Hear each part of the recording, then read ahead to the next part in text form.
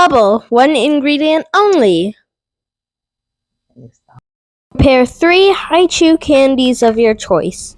Put them in a microwave-safe dish.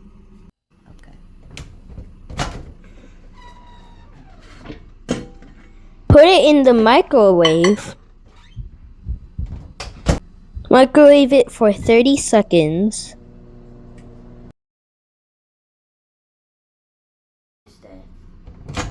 It's done! Be careful when you take it out. It can be hot. Take a straw and dip it with the melted candies. And blow it. Wow, that's so cool!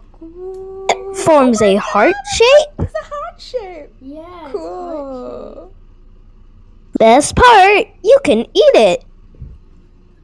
It tastes sweet and delicious. Cool. This is great fun bubble blowing experiment you can do with your kids. You'll be their coolest parents. Please be aware that the melted candy can be hot. Don't touch it with your hands.